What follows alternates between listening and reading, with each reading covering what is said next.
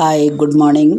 ത്വമേവ മാതാ ച പിതാ ത്വമേവ ബന്ധുശ്ച സഖാ ത്വമേവ വിദ്യാ ദ്രവിണം ത്വമേവ സർവം മമ ദേവദേവ. ശ്രീമദ് ഭഗവത്ഗീത 2-ാം അധ്യായം സാഖ്യയോഗം 57-ാമത്തെ ശ്ലോകം. യസ് സർവത്രാനപി സ്നേഹാ തത്തത് പ്രാപ്യ ശുഭാശുഭം നാഭിനന്ദന്തി നദ്വേഷ്ടി തസ്യ പ്രജ്ഞാ പ്രതിഷ്ഠിത. മലയാളം: നന്മ തിന്മകളെ നോക്കാതെങ്ങും സ്നേഹമിഴാത്തവൻ തോഷവിദ്വേഷമറ്റുള്ള ദൃഢബുദ്ധി നരോത്തമൻ. യഹ സർവത്ര അനഭിസ്നേഹഃ തത് ശുഭാശുഭം പ്രാപ്യ. അതായത് ഒന്നിലും ഒരിടത്തും ആസക്തിയില്ലാതെ ശുഭമാണോ അശുഭമാണോ എന്നൊന്നും ചിന്തിക്കാതെ ന അഭിനന്ദതി ന ദ്വേഷ്ടി തസ്യ പ്രജ്ഞാ പ്രതിഷ്ഠിത. സന്തോഷം അധികമില്ല, വെറുക്കും ചെയ്യുന്നില്ല, അവൻ്റെ ബുദ്ധി ഉറച്ചതാകുന്നു. സ്ഥിതപ്രജ്ഞൻ്റെ ലക്ഷണങ്ങളാണ് നമ്മൾ പറഞ്ഞിട്ടുണ്ടായിരുന്നത്. അപ്പോൾ രാഗ, ഭയ, ക്രോധം ഇതൊന്നും പാടില്ല എന്ന് ഭഗവാൻ അർജുനനെ ഉപദേശിച്ചു. വീണ്ടും ഒന്നും കൂടെ എന്താണ് സ്ഥിതപ്രജ്ഞ എന്നുള്ളത് സംശയം ദൂരീകരിച്ചു കൊടുക്കുകയാണ്. ഒന്നിനോടും വിശേഷമായിട്ട് ഒരു പ്രതിപത്തിയുമില്ല.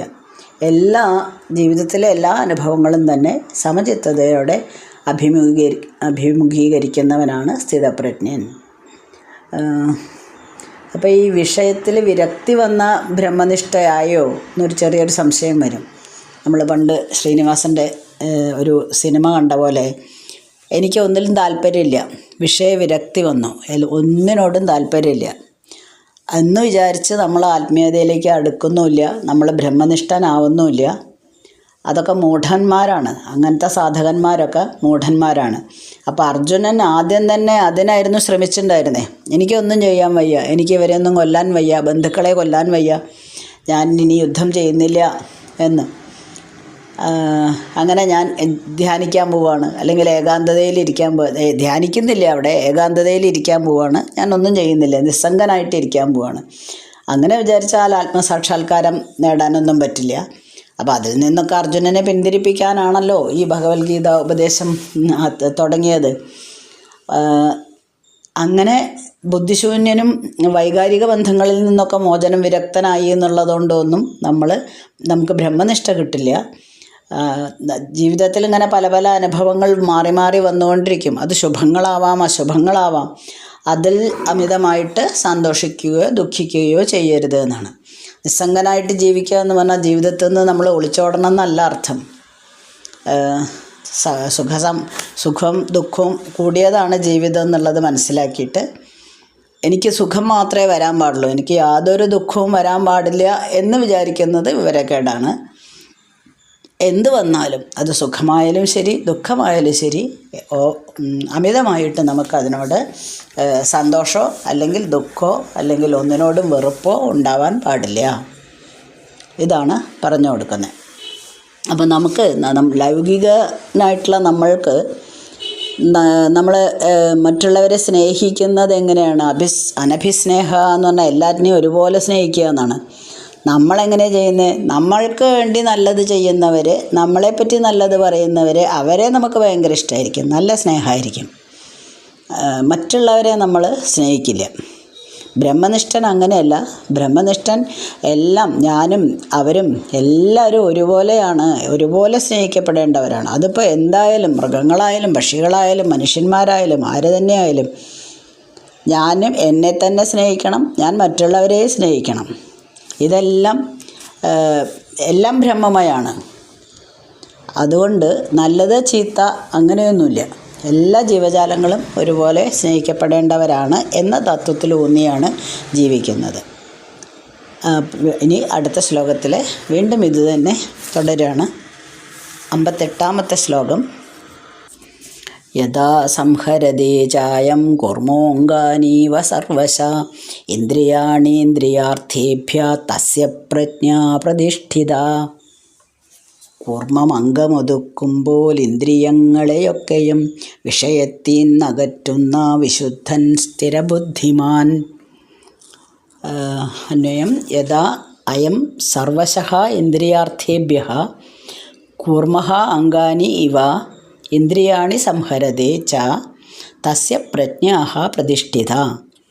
എപ്പോഴാണോ യോഗി എല്ലാ വിഷയങ്ങളിൽ നിന്നും ആമ തൻ്റെ ഷെല്ലിൻ്റെ ഉള്ളിലേക്ക് അവയവങ്ങളെ പിൻവലിക്കുന്നത് പോലെ എല്ലാ വിഷയങ്ങളിൽ നിന്നും ഇന്ദ്രിയങ്ങളെ പിൻവലിക്കുന്ന ഒരു യോഗി എപ്പോഴാണോ അങ്ങനെ ചെയ്യുന്നത്, അങ്ങനെ ആയിക്കഴിഞ്ഞാൽ അയാളുടെ പ്രജ്ഞ സ്ഥിരമാണത്രേ.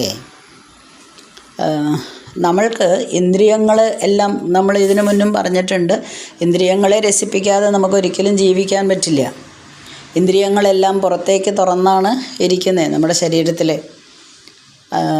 അപ്പോൾ ആമ എങ്ങനെയാണ്, എന്തെങ്കിലും ഒരു ആപത്തിൻ്റെ ഒരു സൂചന ആമയ്ക്ക് കിട്ടുമ്പോഴേക്കും തൻ്റെ അവയവങ്ങളെ മുഴുവനും ഉള്ളിലേക്ക് വലിച്ച് ഒരു ഷെല്ല് മാത്രമായിട്ട് അല്ലേ അങ്ങനെ ഒരു സുരക്ഷിതത്വം ഉറപ്പ് വരുത്തും. ഒരു ആമയുടെ ഒരു അവയവവും പിന്നെ ആർക്കും തൊടാൻ പറ്റില്ല. ആ ഷെല്ല് നമ്മൾ ഉരുട്ടി കളിക്കുക എന്നല്ലാതെ ആമയ്ക്ക് ഒന്നും സംഭവിക്കില്ല. അപ്പോൾ എന്തെങ്കിലും വിഷയങ്ങളുമായിട്ട് സംസാര സാഗരത്തിലെ വിഷയങ്ങളുമായിട്ട് എന്തെങ്കിലും ബന്ധമുണ്ടാകുന്ന ലക്ഷണം കണ്ടാൽ ഉടൻ നമ്മുടെ ഇന്ദ്രിയങ്ങൾ അതിലേക്ക് പോവാതെ അതിനെ കൺട്രോൾ ചെയ്ത് എനിക്കത് ശരിയാവില്ല എന്നുള്ള മാതിരി പിൻവലിക്കാൻ കഴിയാൻ പറ്റുന്ന ആളാണ് ഈ ബ്രഹ്മനിഷ്ഠൻ. അപ്പോൾ അത് നമുക്ക് വളരെ ബുദ്ധിമുട്ടുള്ളൊരു കാര്യം കേട്ടോ. കാരണം നമ്മുടെ എല്ലാ ഇന്ദ്രിയങ്ങളും ഇപ്പോൾ ടി വി കാണുകയാണ്, എന്താണ് അത് കണ്ണ് അല്ലേ ഉപയോഗിക്കുന്നുണ്ട്, സൗണ്ട് കേൾക്കുമ്പോൾ ചെവി ഉപയോഗിക്കുന്നുണ്ട്, ഒരു ഫോൺ ഉപയോഗിക്കുമ്പോഴും, ഇനി സ്പർശന സുഖം തേടിപ്പോകുമ്പോഴും, ഒരു മണം മൂക്കിലേക്ക് വരുമ്പോൾ, നമ്മൾ ഭക്ഷണം കഴിക്കുമ്പോൾ, ഇതിലെല്ലാം നമ്മുടെ ഇന്ദ്രിയങ്ങളാണ് പ്രവർത്തിക്കുന്നത്. ആ ഇന്ദ്രിയങ്ങളില്ലാതെ നമുക്കിതൊന്നും രുചിക്കാനോ അല്ലെങ്കിൽ അതിൻ്റെയൊക്കെ രസം അനുഭവിക്കാനോ കഴിയില്ല. ഈ ഇന്ദ്രിയങ്ങളിൽ നിന്നൊക്കെ മോചനം കിട്ടുക എന്ന് പറഞ്ഞിട്ടുണ്ടെങ്കിൽ ഇതെല്ലാം നമ്മൾ ഉപേക്ഷിക്കേണ്ടി വരും. അപ്പോൾ അങ്ങനെ ഉപേക്ഷിക്കാൻ പറ്റുമോ? ഇല്ല.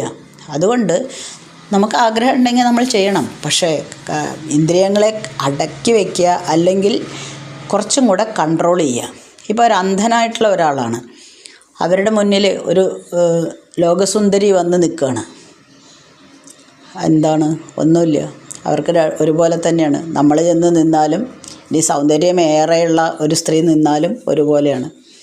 ഒരു ബധിരനാണ്, ചെവി കേൾക്കില്ല, ആ ഇന്ദ്രിയം അവർക്ക് വർക്ക് ചെയ്യുന്നില്ല. അപ്പോൾ ആ ബധിരൻ്റെ മുന്നിൽ നിന്ന് അയാളെ പറ്റിയിട്ട് ആരെങ്കിലും കുറ്റം പറയുന്നത് ബധിരൻ കേൾക്കുന്നുണ്ടോ? ഇല്ല. അപ്പം നമ്മൾ ഇതെല്ലാം കേട്ടാലും കേൾക്കാതിരിക്കാൻ പറ്റില്ലല്ലോ. അപ്പോൾ ഇങ്ങനെയുള്ള ഇന്ദ്രിയങ്ങളെ പിൻവലിക്കുക എന്ന് പറഞ്ഞിട്ടുണ്ടെങ്കിൽ ഇന്ദ്രിയങ്ങൾ അവിടെ ഉണ്ടാവും, പ്രവർത്തിച്ചുകൊണ്ടിരിക്കും, നമ്മളെ കഠിനമായിട്ട് അതിലേക്ക് തന്നെ വലിക്കും. എത്ര ബ്രഹ്മനിഷ്ഠനാണെങ്കിലും അതിലേക്ക് പോകാനുള്ള ചാൻസ് കൂടുതലാണ്. അത് മൈൻഡ് ചെയ്യാതെ കഴിയുന്നത്ര കൺട്രോൾ ചെയ്ത് ജീവിക്കുകയാണ് നമ്മൾ ചെയ്യേണ്ടത്. അതായത് കാണാത്തതും കേൾക്കാത്തതും സ്പർശിക്കാത്തതും മണക്കാത്തതും രുചിക്കാത്തതും ആയിട്ടുള്ള വിഷയങ്ങൾ മനസ്സിനെ അലട്ടില്ല. അതൊന്നുമില്ല, രുചിക്കുന്നില്ല, കേൾക്കുന്നില്ല, കാണുന്നില്ല. അങ്ങനെ ഒരവസ്ഥ വന്നു കഴിഞ്ഞാൽ നമ്മുടെ മനസ്സ് സ്വസ്ഥമാവും. അത് വളരെ വിഷമാണ്. അങ്ങനെ യഥേഷ്ടം പിൻവലിക്കാൻ കഴിവുണ്ടെങ്കിൽ അയാളെയാണ് നമ്മൾ എന്ത് പറയുന്നത്? സ്ഥിതപ്രജ്ഞൻ. അപ്പോൾ സ്ഥിതപ്രജ്ഞൻ്റെ ലക്ഷണങ്ങൾ വീണ്ടും വീണ്ടും അർജുനന് വിശദീകരിച്ച് കൊടുക്കുക തന്നെയാണ്. അപ്പോൾ അതിനെ ഇങ്ങനെയെല്ലാം പിൻവലിക്കാൻ കഴിവുള്ളതിനെയാണ് നമ്മൾ പ്രത്യാഹാരം എന്ന് പറയണത്. നാരായണീയത്തിൽ നമ്മൾ പറഞ്ഞിട്ടുണ്ടായിരുന്നു, യമം, നിയമം, ആസനം, പ്രാണായാമം, ഈ വഴികൾ കൊണ്ടാണ് യോഗികളൊക്കെ ഈ വിഷയങ്ങളിൽ നിന്ന് ഇന്ദ്രിയങ്ങളെ യഥേഷ്ടം പിൻവലിക്കാൻ സാധിക്കുന്നത്. നമ്മൾ കേട്ടിട്ടുണ്ട്, യാതൊന്നു കാൺമതതു നാരായണ പ്രതിമ, യാതൊന്നു കേൾപ്പതതു നാരായണ ശ്രുതി, എല്ലാം ഭഗവാനാണ്. അപ്പോൾ എന്താണ് അങ്ങനെ ആക്കണമെങ്കിൽ എന്താ നമ്മൾ ചെയ്യുക? നമുക്ക് എന്താ വഴിയുള്ളത്? ഈ ഇന്ദ്രിയങ്ങളെയൊക്കെ അടക്കാൻ എന്താണ് വഴിയുള്ളത് എന്ന് ചോദിച്ചാൽ ഈശ്വരനെ പറ്റി ചിന്തിക്കുക, ഈശ്വരൻ്റെ ഒരു വിഗ്രഹമോ അല്ലെങ്കിൽ രൂപമോ പ്രാർത്ഥിക്കുക, ഈശ്വരൻ്റെ കഥകൾ കേൾക്കുക, സത്സംഗങ്ങൾ കേൾക്കുക. അങ്ങനെ നമ്മൾ അതിലേക്ക് മാത്രം ലയിച്ചു കൊണ്ടിരുന്ന നാളെ രാവിലെ സീരിയലുണ്ട്, അത് വേണോ, അപ്പുറത്ത് സത്സംഗം നടക്കുന്നുണ്ടോ? അപ്പം നമ്മുടെ ഇഷ്ടം സത്സംഗത്തിലേക്ക് മാത്രം വന്നു കഴിഞ്ഞാൽ നമ്മൾ സീരിയലിനെ പറ്റിയിട്ടോ അല്ലെങ്കിൽ മറ്റെന്തിനെങ്കിലും പറ്റിയിട്ട് ചിന്തിക്കുകയില്ല. ഞാനൊന്നും ഒരിക്കലും സീരിയൽ കാണാറില്ല കേട്ടോ. അത് വെറും വിഡ്ഢിത്തരാണ്. അതിലൊരാൾ കരയുന്നത് കണ്ടിട്ട് നമ്മളിവിടെ നിന്ന് കരയോ? ഇല്ലല്ലോ. ഒരാൾ ഒന്നാമത് എല്ലാം അക്രമാസക്തമായിട്ടുണ്ട്. നമ്മൾക്ക് കുരുട്ടുബുദ്ധികൾ നിറച്ച് തരുന്നതാണ് സീരിയലുകൾ എന്നാണ് എൻ്റെ ഒരഭിപ്രായം. ഇല്ലാത്ത അതായത് അമ്മായിയമ്മ പോര് അങ്ങനത്തെ പല കാര്യങ്ങളും അസൂയ, ദേഷ്യം, സ്പർദ്ധ ഇതെല്ലാം നമ്മൾ അടിച്ചേൽപ്പിക്കുന്നതാണ് സീരിയൽ എന്നാണ് എനിക്ക് പണ്ടൊക്കെ കുറച്ച് കണ്ടിട്ടുണ്ടായിരുന്നു. എത്രയോ കാലങ്ങളായി, വർഷങ്ങളായി നിർത്തിയിട്ട് എനിക്ക് തോന്നിയിരിക്കുന്നത്. അപ്പോൾ അതെന്തിനാണ് അത് കേൾക്കുന്നത്? അതിന് പകരം ഭഗവാന്റെ കഥകൾ കേട്ടൂടെ? ഭഗവാന്റെ രൂപം പ്രാർത്ഥിക്കുക. പറ്റുന്നത്ര നേരം നമ്മൾ അതിലേക്ക് ലയിച്ച് കഴിഞ്ഞാൽ നമുക്ക് ഇൻട്രസ്റ്റ് വരും. അങ്ങനെ നമ്മൾ ജീവിക്കണം എന്നാണ് പറയുന്നത്. ഇനി 59ാമത്തെ ശ്ലോകം. വിഷയാ വിനിവർത്തന്തേ നിരാഹാരസ്യ ദേഹിന രസവർജം രസോപ്യസ്യ പരം ദൃഷ്ട്വാ നിവർത്തതേ. വിഷയം വിട്ടു നിന്നെന്നാൽ വിഷയക്കൊതി തീർന്നിടും. രാഗാദി വിടുവാൻ പരദർശനമുത്തമം. നിരാഹാരസ്യ ദേഹിനഃ രസവർജം വിഷയാഃ വിനിവർത്തന്തേ അസ്യ രസഃ അപി പരം ദൃഷ്ട്വാ നിവർത്തതേ. നിരാഹാരസ്യ ദേഹിനഃ, ആഹാരം ഭുജിക്കാത്തവന്, ആഹാരം എന്ന് പറഞ്ഞാൽ ഭക്ഷണമല്ല, ഈ ഇന്ദ്രിയ സുഖങ്ങൾ, വിഷയങ്ങൾ. രസവർജം വിഷയാഃ, വിഷയങ്ങൾ വിട്ടുമാറുന്നു. എങ്കിലും അതിലുള്ള കാമനകൾ അല്ലെങ്കിൽ ആഗ്രഹം നശിക്കുന്നില്ല. ആ ആഗ്രഹം കൂടെ നശിക്കുമ്പോൾ അത് എപ്പോഴാണ് നശിക്കുന്നത്? പരമാത്മാവിനെ ദർശിക്കുമ്പോഴാണ്. അങ്ങനെ ദർശിക്കുമ്പോൾ ആ ആഗ്രഹങ്ങളും കൂടെ നീങ്ങുന്നു എന്ന് ഉപദേശിച്ചു കൊടുക്കുകയാണ്. നമുക്ക് ഈ ഇന്ദ്രിയങ്ങൾ, ഇപ്പം നേരത്തെ പറഞ്ഞല്ലോ, ഇന്ദ്രിയങ്ങളെ കൺട്രോൾ ചെയ്ത് ജീവിക്കുക എന്ന് പറഞ്ഞാൽ അത് രസിപ്പിക്കാതെ ജീവിക്കുക എന്ന് പറഞ്ഞാൽ കുറച്ച് ബുദ്ധിമുട്ടുള്ള കാര്യമാണ്. അപ്പോൾ നമ്മൾ ഇന്ദ്രിയങ്ങളെ കൊണ്ട് സ്വീകരിക്കുന്നതെല്ലാം ആഹാരം തന്നെയാണ്. കണ്ണുകൊണ്ട് കാണുന്നതും ചെവി കൊണ്ട് കേൾക്കുന്നതും എല്ലാം ആഹാരങ്ങളാണ്. ഇന്ദ്രിയങ്ങളാൽ സ്വീകരിക്കുന്നതൊക്കെ ആഹാരങ്ങളാണ്. പക്ഷെ നമ്മൾ സാധാരണ ആഹാരം എന്ന് പറയുന്നത് ഭക്ഷണം കഴിക്കുന്നതിനെയാണെന്ന് മാത്രം, നമ്മുടെ അറിവില്ലായ്മ കൊണ്ട്. അപ്പോൾ ഇന്ദ്രിയങ്ങളെ ബലമായിട്ട് പിടിച്ചു വെച്ച് ദൂരീകരിക്കാൻ കുറച്ച് ബുദ്ധിമുട്ടാണ്. കാരണം ടി വി കാണുന്നത് തെറ്റാണ്. കാരണം എന്താ, ഞാൻ ആത്മീയതയിലേക്ക് ഉയർന്നു കഴിഞ്ഞു. ഞാൻ ഭഗവാനെ പറ്റി മാത്രമേ ചിന്തിക്കുള്ളൂ. അപ്പോൾ ഞാൻ ടി വി കാണുന്നത് തെറ്റല്ലേ? എൻ്റെ മനസ്സിലൊരു ചോദ്യം വരികയാണ്. അപ്പോൾ ശരി, ഞാൻ അടച്ചു വെച്ചു. പക്ഷേ ഞാൻ പ്രാർത്ഥിക്കാനിരിക്കുന്നു. എൻ്റെ മനസ്സിൽ മുഴുവൻ ഇപ്പോൾ സീരിയൽ തുടങ്ങണ സമയമാണ്, എന്തായിരിക്കും ഇന്നിപ്പോൾ ആ സീരിയലിൽ എന്തായിരിക്കും സംഭവിക്കുക. അല്ലെങ്കിൽ പാട്ട് പാടുന്നുണ്ട് കുട്ടികൾ. ടി വിയിൽ ഫ്ലവേഴ്സിൽ പാട്ടിൻ്റെ സമയമായി. ഞാനിവിടെ നാരായണീയം വായിക്കാനിരുന്നിട്ടേ ഉള്ളൂ. ഇന്നിപ്പോൾ ഏത് കുട്ടിയായിരിക്കും നല്ലോണം പാടുക? ആർക്കായിരിക്കും 100 കിട്ടുക? ഇങ്ങനെ ചിന്തിച്ചിട്ട് നമ്മൾ നാമം ചൊല്ലിയിട്ട് വല്ല കാര്യമുണ്ടോ? ഒരു കാര്യമില്ല. അപ്പോൾ പിടിച്ചു വെച്ച് നിർബന്ധമായിട്ടും ഞാൻ ആത്മീയതയിലാണ്, അതുകൊണ്ട് ഇത് ചെയ്യുന്നത് തെറ്റാണ് എന്ന് പറയുന്നതിൽ യാതൊരു അർത്ഥവുമില്ല. നമുക്കിഷ്ടമുള്ളൊരു ഭക്ഷണം, പ്രത്യേകിച്ച് ഇപ്പോൾ പറയുകയാണെങ്കിൽ ബിരിയാണിയിലെ, അപ്പോൾ ധ്യാനത്തിലിരിക്കുമ്പോൾ അയ്യോ ബിരിയാണിയോ ഇറച്ചി മീനൊക്കെ കൂട്ടാൻ പാടുമോ? ഞാൻ ധ്യാനത്തിലിരിക്കാൻ പോവുകയാണ്, അല്ലെങ്കിൽ ഞാൻ നാമം ചെല്ലാൻ പോവുകയാണ്, അതല്ലെങ്കിൽ ഞാൻ ആത്മീയതയായിട്ട് കുറച്ച്, ഇപ്പം ഞാൻ എൻ്റെ എക്സാമ്പിൾ പറയുകയാണെങ്കിൽ ഞാൻ നാരായണീയം എക്സ്പ്ലെയിൻ ചെയ്യണു, ഭഗവത്ഗീത എക്സ്പ്ലെയിൻ ചെയ്യുന്നു, ഇങ്ങനത്തെ കാര്യങ്ങൾ, ദൈവിക കാര്യങ്ങളാണ് ഇപ്പോൾ ചെയ്യുന്നത്. അങ്ങനത്തെ ദിവസങ്ങളിലൊക്കെ ഇറച്ചി മീനും കൂട്ടാൻ പാടുമോ? അല്ല, ഞാൻ കൂട്ടാറില്ല കഴിയുന്നതും, എന്നാലും പറയുക. അങ്ങനെ ഒരു ചിന്ത വന്നിട്ട് ഞാൻ പ്രാർത്ഥിക്കാനിരിക്കുമ്പോഴും ഇത് വായിക്കാനിരിക്കുമ്പോഴും അയ്യോ നല്ല ബിരിയാണിയുടെ മണം വരുന്നുണ്ടല്ലോ, അല്ലെങ്കിൽ വാങ്ങി വെച്ചിട്ടുണ്ട്, അല്ലെങ്കിൽ നമ്മുടെ കയ്യിലുണ്ട്, അത് കഴിക്കണ്ടേ? എങ്ങനെ കഴിക്കുക? ഇന്ന് പാടുമോ? ഇന്ന് തിങ്കളാഴ്ചയാണ്, ഇന്ന് തിങ്കളാഴ്ച വ്രത, ബിരിയാണി മുന്നിലുണ്ട്, ചുറ്റുമുള്ളവരൊക്കെ ബിരിയാണി കഴിക്കുന്നത്. അപ്പോൾ നമ്മൾ തിങ്കളാഴ്ച വ്രതം എടുത്തിട്ട് അതിലേക്ക് നോക്കി കൊതിയൂറിയിട്ട് വ്രതം എടുത്തിട്ട് കാര്യമില്ലല്ലോ. അതേപോലെയാണ്. അപ്പം നമ്മൾ പിന്നെ എന്താ ചെയ്യാൻ പറ്റുക? നമുക്കിതിൽ നിന്ന് ആഗ്രഹമുണ്ട്, പക്ഷേ നമ്മൾ ആത്മീയതയിലായതുകൊണ്ട് ഇതൊന്നും ഉപയോഗിക്കാൻ പാടില്ല. അങ്ങനെ ധ്യാനിച്ചിട്ട് കാര്യമില്ല. അപ്പം നമ്മൾ എന്ത് ചെയ്യണം? ഈ വിഷയത്തിൽ നിന്നൊക്കെ നമുക്ക് എങ്ങനെ വിരക്തി നേടാൻ പറ്റുക? ടി വി കാണൂ അങ്ങനെ കുറേ കാലം അടുപ്പിച്ച് കണ്ടു കഴിഞ്ഞാൽ നമുക്ക് അതിലേക്ക് അഡിക്ഷൻ ആവാതെ തിരിച്ച് ചിന്തിക്കാം.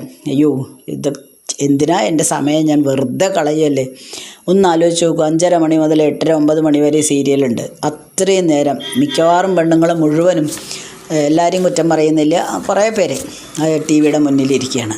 അവർ വേറൊരു ജോലി പോലും ചെയ്യില്ല. ഇപ്പം ഞാനൊക്കെ എന്തെങ്കിലും ടി വി കാണുകയാണെങ്കിൽ ഞാൻ അതിൻ്റെ അപ്പുറത്ത് എൻ്റെ ജോലികൾ ചെയ്യും, അതിൻ്റെ ഇടയ്ക്ക് ഒന്ന് ശ്രദ്ധിക്കുന്നേ ഉള്ളൂ. അതും തെറ്റാണ്, കാരണം ഫുൾ കോൺസെൻട്രേഷൻ കൊടുത്ത് കാണേണ്ട കാര്യങ്ങളുണ്ടാവാം. പക്ഷേ സീരിയലിന് ഫുൾ കോൺസെൻട്രേഷൻ ഒന്നും ആവശ്യമില്ല. അങ്ങോട്ടും ഇങ്ങോട്ടും പോകുമ്പോൾ എന്താ നടക്കുക നോക്കിയാൽ മതി. കാരണം ഒരു 10 മിനിറ്റിനുള്ളിൽ അല്ലെങ്കിൽ ഒരു സീരിയലിൻ്റെ ഇത്രയും അരമണിക്കൂറിനുള്ളിൽ ആകെ 1-2 സെൻറ്റൻസേ ഒരു കാര്യം മാത്രമേ പ്രസക്തം ഉണ്ടാവുള്ളൂ. അപ്പം അത്രയും സമയം നമ്മുടെ വേസ്റ്റാണ്. അത്രയും കാര്യങ്ങളിൽ ഭഗവാനിലേക്ക് നമ്മൾ തിരിച്ചു വിടുകയാണെങ്കിൽ അതുകൊണ്ട് നമുക്ക് എന്തെങ്കിലും മെച്ചമുണ്ടാവും, നമ്മുടെ ചിന്താഗതിയെങ്കിലും കുറച്ച് മാറും. അപ്പോൾ അങ്ങനെ കണ്ട് അതിനോടൊരു വെറുപ്പ് വരണം. നേരത്തെ പറഞ്ഞ ബിരിയാണിയുടെ കഥയാണെങ്കിലും ഇറച്ചിയും മീനും നിങ്ങൾക്ക് തിന്നണം തോന്നുകയാണ്, പക്ഷേ ഞാൻ ഇങ്ങനെ വായിക്കുന്ന ആളാണ്, അങ്ങനെയൊന്നുമില്ല. നമുക്ക് തിന്ന് നമുക്കൊരു മടുപ്പ് വരും, വെറുപ്പ് വരും. എന്തിനാ ഞാനിപ്പോൾ ഇതൊക്കെ തിന്നുന്നേ? പിന്നെ അതുമല്ല, അത് എന്താണ് ഇറച്ചി അല്ലെങ്കിൽ മീൻ എന്നുള്ളത് ആലോചിക്കുമ്പോൾ നമുക്ക് വീണ്ടും അതിനോടൊരു വെറുപ്പ് വരും. ഒരു സാധനത്തിനെ വെട്ടിക്കൊന്നിട്ട് അതല്ലേ നമ്മൾ തിന്നുന്നേ, അവിടെയും നമുക്ക് വെറുപ്പ് വരും. അങ്ങനെ വെറുപ്പ് വന്നു കഴിഞ്ഞാൽ നമുക്ക് കുറച്ച് ശരി, ഇതിൽ നിന്നൊക്കെ മോചനം കിട്ടുകയാണെങ്കിൽ ഞാൻ വേറെ എന്തിനെങ്കിലും ആശ്രയിക്കണമല്ലോ. അങ്ങനെ ഭഗവാനെ കൂടുതൽ അറിയാൻ ശ്രമിച്ചുകൊണ്ടേയിരിക്കുക. അപ്പോൾ അതിൽ രസം പിടിച്ചു കഴിഞ്ഞാൽ നമുക്കിതെല്ലാം തനിയെ ഇല്ലാണ്ടാവും. അപ്പോൾ ജാഗ്രത് സ്വപ്ന സുഷുപ്തി ഇത് നമ്മൾ അനുഭവിച്ച് വട്ടം ചുറ്റിക്കൊണ്ടിരിക്കുകയാണ്. ആ വാസനകൾ, മലിനവാസനകൾ മുഴുവനും മാറ്റിയിട്ട് നമ്മൾ ഈശ്വരാനുഭൂതിയിലേക്ക് ഉണരുമ്പോൾ നമ്മുടെ മനസ്സിലുള്ള വാസനകളൊക്കെ വിട്ട് ഒഴിയുന്നു. 59 ശ്ലോകങ്ങളാണ് ചൊല്ലിയത്. ഇനി അടുത്ത ദിവസം 60.